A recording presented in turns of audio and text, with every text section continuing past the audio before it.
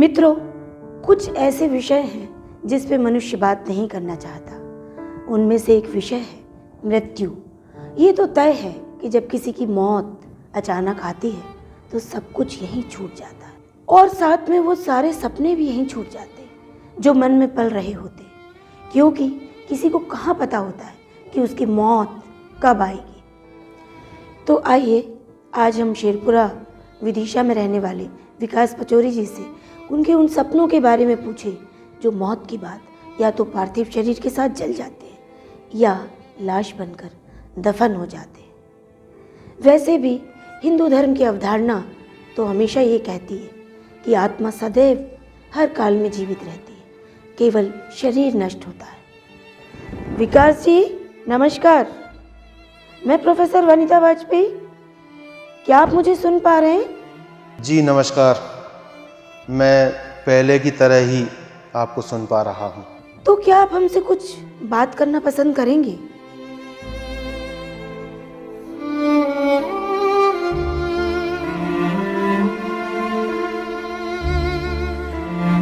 जी कीजिएगा। इस दुनिया से जाकर कैसा लग रहा है विकास जी? शांति है, असीम शांति महसूस हो रही है, ठीक वैसी ही जैसी मुझे पहले कभी ध्यान करते समय मिला करती थी। आप शांति की बात कर रहे हैं, लेकिन आपके आसपास के लोग अब अशांत हो रहे हैं। आपकी पत्नी, आपके बच्चे, परिवार के सब लोग अशांत हो रहे हैं। यह सब मेरे जाने के गम में दुखी नहीं है। यह तो इसलिए दुखी हैं कि इनके आगे के जीवन में जो मुझसे सहारा मिलता था ना, वो अब छूट गया है। और इनके रोने की आवाज़ सुनकर तो मुझे हंसी आ रही है, क्योंकि इनमें से कुछ को तो जबरन रोने का अभिनय करना पड़ रहा है। आप दुख को प्रकट करने को अभिनय कह रहे हैं विकास जी? जी हाँ, अभिनय कर रहे हैं, क्योंकि जो अंतर मन से दुखी होता है वो तो शून्य हो जाता है, उसके रोने की तो आवाज ही नहीं निकलती। बाकी इन सब का रोना धोना तमाशा तो जीवन के रंगमंच का सिर्फ एक अभिनय मात्र है। तो क्या चाहते हैं आप? दुख को कैसे प्रकट करें? सब शांत रहें, सब बिल्कुल शांत रहें। देखो, घर के बाहर जो भीड़ लगी है ना, वो सब भी आपस में दीन दुनिया की बातें करने में बिजी हैं। ये सब यदि जीवन के इस अंतिम सत्य को देखकर इस पर कुछ विचार करते तो बेहतर होता। अब तो आपके इस पार्थिव शरीर को मुक्तिधाम ले जाने की तैयारी भी शुरू हो गई है। वह मुक्तिधाम नहीं है, उसका नाम तो हम लोगों ने मुक्तिधाम रख दिया, क्योंकि मेरी आत्मा की मुक्ति वहां पर नहीं हुई है। किसी का नाम राम रख देने से क्या कोई राम हो जाता है? बात तो आपने सही कही, मैं सहमत हूँ, लेकिन अब इस विषय में बात ना करके हम आपकी निजी जिंदगी के बारे में कुछ बात करना चाहते हैं। ये बताइए, सबसे ज्यादा खुशी कब हुई आपको? दिल्ली के राष्ट्रपति भवन में जब महामहिम राष्ट्रपति जी और मेरी माँ आपस में बात कर रहे थे, तब महामहिम ने माँ से कहा था कि आपको 100 वर्ष से अधिक जीना है। वह बातचीत और दृश्य मेरे जीवन का सबसे खुशी देने वाला पल था। और सबसे ज्यादा दुख कब हुआ? कई बार हुआ, लेकिन मैंने दुख को कभी पाला नहीं, इसलिए मैं ईमानदार जवाब नहीं दे सकता आपको। आप संक्षिप्त जवाब दीजिए कि अगले जन्म में आप क्या बनना पसंद करेंगे? इंसान। मतलब कि दोबारा विकास पचौरी बनना चाहेंगे? विकास पचौरी इंसान कब बन पाया? प्रयास जरूर करता रहा, पर पूर्ण सफल नहीं हो पाया। सबसे ज्यादा प्यार किसने दिया आपको? मेरी माँ ने। और आपका आदर्श? प्रकृति। सबसे ज़्यादा किसने रुलाया? मेरे स्वभाव की भावुकता ने। मतलब मैं ये मानूं कि भावुकता आपकी कमज़ोरी थी? नहीं, यह मेरा अभिमान रहा और इस पर मुझे गर्व भी रहा। विकास जी, एक व्यक्तिगत प्रश्न, पहला प्यार याद है आपको? बिल्कुल याद है। इस विषय में बात करना चाहेंगे? इस मंच पर बताना व्यवहारिक नहीं है। ठीक है। सबसे ज़्यादा किसने डराया आपको? किसी ने नहीं। किसी ने तो डराया होगा। बचपन में पापा की मार से डर लगता था, भूत से डर लगता था, पर जब होश संभाला तब से मुझे कोई नहीं डरा पाया। और जब से प्रभु ने मुझसे अंतिम सेवा शुरू कराई तब से मैंने भी किसी को नहीं डराया। इस दुनिया में सबसे अच्छा क्या लगा? पूरी दुनिया ही अच्छी लगी।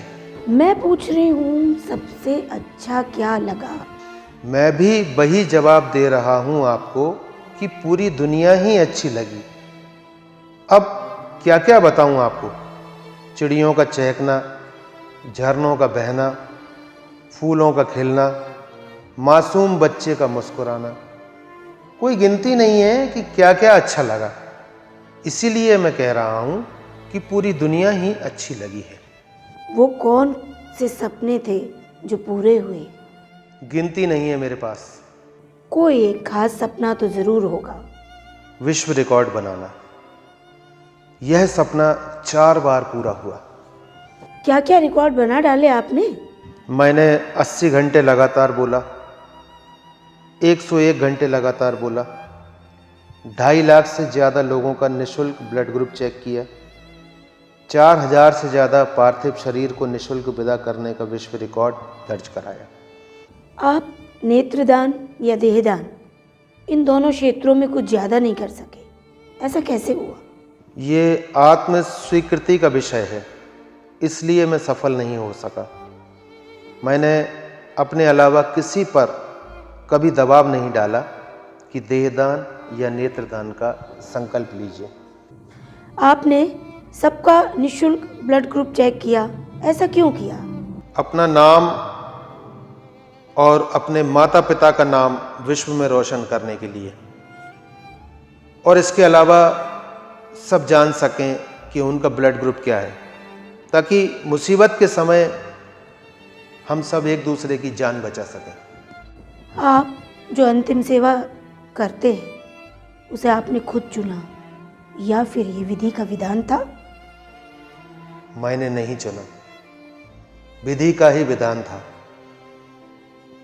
एक घटना के कारण सेवा अचानक ही शुरू हो गई। क्या थी वो घटना? मेरे एक परिचित की मौत हुई तो उसको मुक्ति धाम ले जाने के लिए समय पर सरकारी शव वाहन नहीं आया और मजबूरन कंधों पर ले जाना पड़ा। इससे अच्छी खासी परेशानी हुई, तो उसी समय तय कर लिया कि ये अंतिम सेवा अब मैं निःशुल्क करूँगा, और तभी से ये सेवा शुरू हो गई। लेकिन कुछ समय बाद तो आपने शुल्क लेना शुरू कर दिया। शुल्क लेना शुरू नहीं किया, दान लेना शुरू किया। अच्छा, पहले निःशुल्क और फिर दान, ऐसा क्यों? पहले मेरा अहंकार था कि ये सेवा सिर्फ मैं ही करूँगा, मेरी ही कमाई से करूँगा, ताकि मुझे सम्मान मिले, खूब तारीफ हो मेरी, मेरे माता पिता का नाम रोशन हो। फिर कुछ सालों में जब सभी ने भरपूर सम्मान दिया और दिल्ली में महामहिम राष्ट्रपति जी से भी आशीर्वाद मिला, तो फिर उसके बाद सम्मान पाने का मोह मेरा भंग हो गया। और फिर मुझे ये एहसास हुआ कि मेरी मौत के बाद ये अंतिम सेवा तो बंद हो जाएगी। इसलिए शहर के चुनिंदा लोगों को साथ लेकर बाकायदा एक संस्था रजिस्टर्ड करवाई और फिर स्वेच्छा से दान लेना शुरू किया। पर यह सेवा आज भी निःशुल्क ही है, और जो स्वेच्छा से दान सहयोग करना चाहते हैं उनसे अब दान स्वीकार करना हमने शुरू किया है, जो कि पहले मैं नहीं लेता था। राजनीति राजनीति करने का मन बना कभी? हाँ बना, लेकिन राजनीति रास नहीं आई मुझे। दरअसल मुझे वर्तमान राजनीति नफरत करने वालों का एक व्यवस्थित समूह ही समझ आई बस। दबी चर्चा तो ये थी कि आप इस सेवा की आड़ में राजनीति करना चाहते थे। यदि ये करना होता तो मैं सेवा वाहन पर अपने माता पिता के फोटो की जगह प्रधानमंत्री जी का फोटो लगाता या किसी और नेता का फोटो चिपकाता और संदेश भी इन्हीं से रिलेटेड होता। वो कौन से सपने हैं जो अधूरे रह गए? हमारे देश में मुक्ति धाम पर जैसे लकड़ी में, कंडों में, इलेक्ट्रिक और गैस शवदाह में पार्थिव शरीर को जलाया जाता है, वैसे ही मुक्ति धाम पर एक विकल्प देहदान और नेत्रदान का भी होना चाहिए। जो छोड़ के जा रहे हैं आप, उसके बारे में कुछ कहना चाहेंगे? मैं छोड़कर कुछ भी नहीं जा रहा, सब कुछ देकर जा रहा हूँ। अब जिसके हिस्से में जो आया है वो उसका मर्जी से इस्तेमाल करे, मैं उसके बारे में अब कुछ नहीं कहना चाहता। चलो अब बातों का सिलसिला यहीं समाप्त करते हैं, क्योंकि इस पार्थिव शरीर को मुक्ति धाम ले जाने की तैयारी भी शुरू हो गई है। विकास पचौरी की कोई अंतिम इच्छा जो हम लोगों को पूरी करनी हो? आप सबको इस कीमती शरीर को वहाँ ले जाकर नष्ट नहीं करना चाहिए। अरे सब लोग मुक्तिधाम ले जाने के लिए तैयार हैं, अर्थी भी तैयार है, अंतिम संस्कार का सामान भी आ गया है, और आप कह रहे हैं कि मुक्तिधाम ना ले जाएं?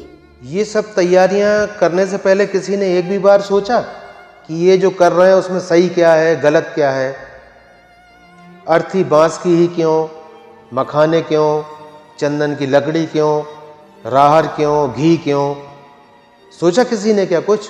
बोलो आप। क्यों? क्योंकि हम पुरानी चली आ रही परंपराओं को ढो रहे हैं, और इसलिए ढो रहे हैं क्योंकि हमें मौत से डर लगता है।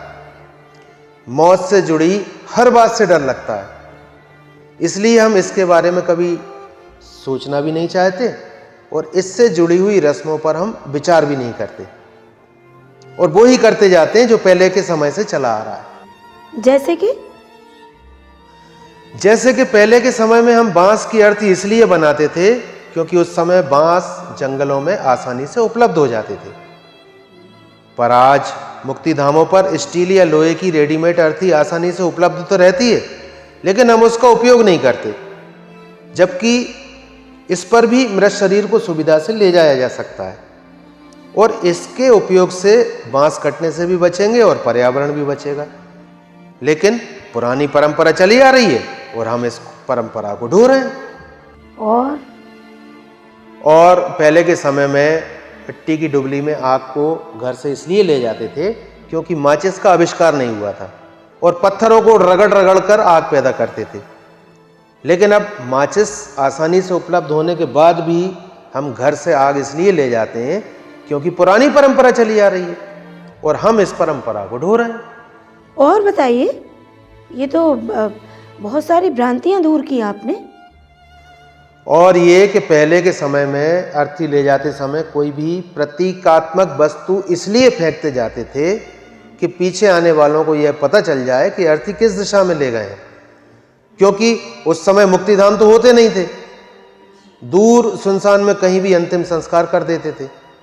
लेकिन आज उस प्रतीकात्मक वस्तु की जगह हम मखानों का इस्तेमाल कर रहे हैं, और इतने पौष्टिक और कीमती मखानों को अर्थी पर फेंका जाता है, जबकि सबको पता रहता है कि मुक्तिधाम कहाँ पर है।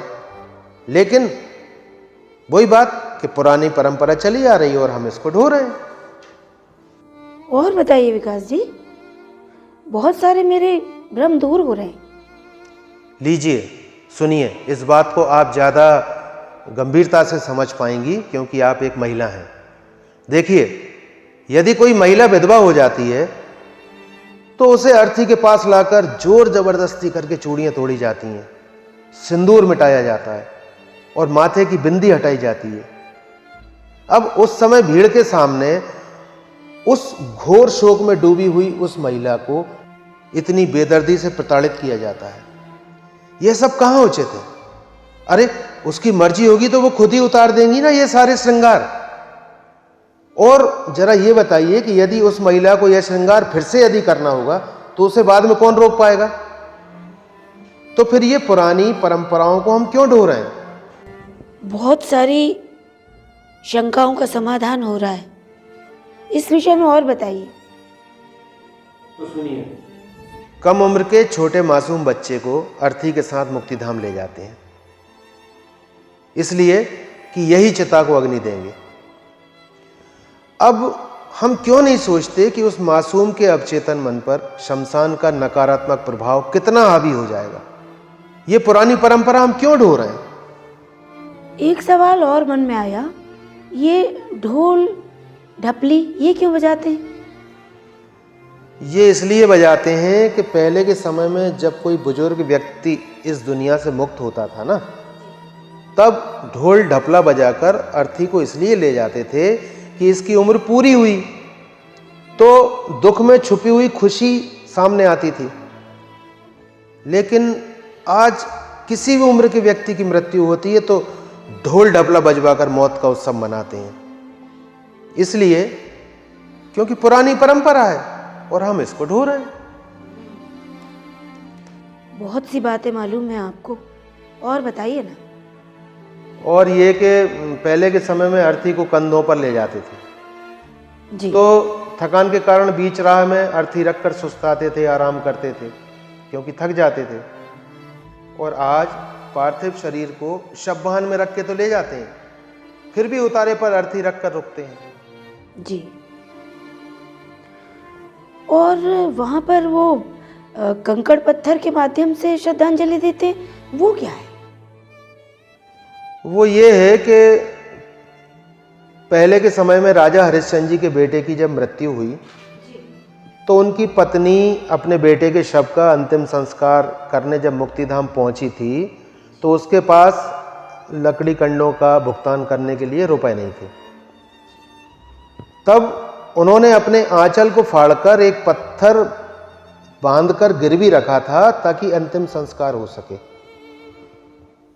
उसी का अनुसरण आज हम कर रहे हैं, जबकि हमारे पास भुगतान करने के लिए रुपए रहते हैं, लेकिन पुरानी प्रथा चली आ रही है और हम उसको ढो रहे हैं। अच्छा ये बताइए, ये कंधा बदलने की क्या प्रक्रिया है? कंधा क्यों बदलते हैं? कंधा बदलने का ये है कि पुराने समय में सिर्फ 4 व्यक्ति ही अर्थी को ले जाते थे और बाकी सबके हाथ में लकड़ी कंडे रहते थे, तो बीच में थक जाते थे तो बीच में उस पार्थिव शरीर को रखकर थोड़ी देर सुस्ताते थे और जो आगे व्यक्ति लगे होते थे अर्थी को ले जाने में वो पीछे कंधा बदलते थे ताकि यदि लेफ्ट कंधा लगा है तो राइट हो जाए ताकि वो आराम मिले। लेकिन आज बहुत सारे लोग कंधा देते हैं और शव विश्राम स्थल से जब अर्थी उठाते हैं तब वहीं से वही लोगों को लगाया जाता है जो शुरू में घर से अर्थी उठाने में लगे थे और कंधों को बदला जाता है। तो ये भी वही पुरानी परंपरा चली आ रही है और इसको हम सिर्फ ढो रहे हैं। एक और वो कुछ पंच लकड़ियाँ चिता में डालते हैं। मैंने आपको बताया ना कि लकड़ियां घर से लेकर जाते थे क्योंकि उस समय मुक्तिधाम नहीं रहते थे, तो उस समय जो घर से ले जाते थे वो आज मुक्तिधाम पर लकड़ी के टुकड़े अंतिम संस्कार में जो शामिल होते हैं वो समर्पित करते हैं श्रद्धांजलि स्वरूप। और कुछ बताना चाहेंगे आप? पहले के समय में कीमती शुद्ध घी को पार्थिव शरीर के अंतिम संस्कार में इस्तेमाल करते थे क्योंकि केरोसिन की खोज नहीं हुई थी। आज संपन्न लोग केरोसिन को अपशिष्ट पदार्थ मानकर अंतिम संस्कार में इसका इस्तेमाल नहीं करते, जबकि वही लोग भट्टी में जब केरोसिन जलता है तो उससे बने समोसे कचौड़ी खूब मजे से खाते हैं।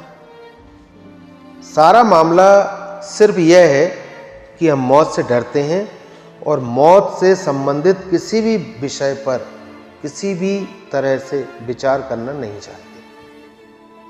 अरे आप तो हमारे हिंदू धर्म की पूरी विधि विधान को खारिज कर रहे हैं, पूरी परंपरा को खारिज कर रहे हैं। बिल्कुल, समय के साथ परंपराओं को भी बदलना जरूरी है, क्योंकि इस परंपरा का जन्म तब हुआ था जब इस कीमती मृत शरीर का उपयोग नहीं था, और उस समय भी जब जब इस शरीर की समाज को जरूरत पड़ी तब तब ऋषि मुनियों ने अपने शरीर का दान करके उस जरूरत को पूरा किया था। यह सब हमारे ग्रंथों में लिखा हुआ है। शरीर का दान, ये क्या कह रहे हैं आप? आज चिकित्सा विज्ञान में डॉक्टरों को अपनी पढ़ाई पूरी करने के लिए इस मृत शरीर की जरूरत है, ताकि योग्य डॉक्टर बने और मरीजों का सही इलाज कर सकें। बहुत सारी बातों का आपने जवाब दिया, ये बताइए तो फिर इस मृत शरीर का क्या करें? इसका ये कीजिए कि इसे बजाय मुक्तिधाम ले जाकर नष्ट करने के मेडिकल कॉलेज में ले जाकर दान कर दीजिए। देखिए, सोचिए कितनी कीमती रचना बनाई है प्रभु ने हम इंसानों की, और इसे ऐसे जलाकर नष्ट करना उचित नहीं है। इससे क्या होगा? इससे ये होगा कि मेरे नेत्रों से कोई 2 नेत्रहीनों को नेत्र ज्योति मिल सकेगी और वो इस दुनिया को देख सकेंगे, और मेरा यह पार्थिव शरीर मेडिकल कॉलेज के छात्रों को रिसर्च के लिए काम आएगा। मेरी त्वचा से तेजाब पीड़ित इंसानों को नया रूप मिल जाएगा। मुझे जलाने में जो 2.5-3 क्विंटल लकड़ी लगेगी, मतलब कि एक पूरा का पूरा स्वस्थ पेड़ लगेगा, वो बच जाएगा। मेरे शरीर के जलते समय निकलने वाली खतरनाक गैस से पर्यावरण प्रदूषित नहीं होगा, और जलने के बाद बची हुई राख जो नदी में विसर्जित करेंगे उससे नदी प्रदूषित नहीं होगी। पूजा पाठ करने वाले कर्मकांडी तथा कथित पंडित जी जो धर्म के नाम पर इमोशनली ब्लैकमेल करते हैं ना, उनसे भी परिवार बच जाएगा। विकास जी, ये क्या कह रहे हैं आप? मृत शरीर अगर पंचतत्व में विलीन नहीं होगा तो मुक्ति कैसे मिलेगी? देखिए, पहली बात तो यह प्रमाणिक नहीं है कि मुक्ति कैसे होती है। यह जो मुक्ति का सिस्टम है ना, यह हम इंसानों के द्वारा ही तैयार किया हुआ है, और यह पूरी तरह से काल्पनिक है। फिर भी यदि इस काल्पनिक सिस्टम को मैं अपने ऊपर अप्लाई करूं तो भी मैं मुक्त नहीं होना चाहता। मैं चाहता ही नहीं हूं कि मेरी मुक्ति हो। मैं तो चाहता हूं कि इस दुनिया में मैं बार बार आऊं, इसे समझूं, देखूं, परखूं, क्योंकि अभी मैंने समझा ही क्या है इस दुनिया को, जो यहां से मैं मुक्त हो जाऊं। तो आ जाइए इस दुनिया में, आपका फिर से स्वागत है, और आप जैसे लोगों का तो फिर से बार बार विकास जी, आ जाइए।